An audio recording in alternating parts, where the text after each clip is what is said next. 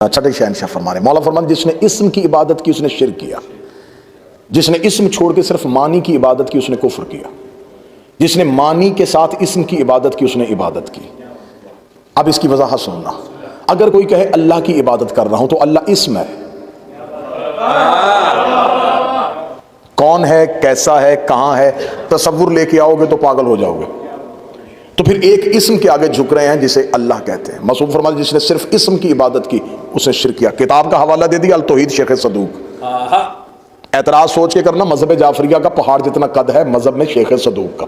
सामने बैठे साहिल ने देखेगा अल्लाह इस्म है तो मानी कहां से ढूंढे। फरमाया नहनु मानिउल इस्म,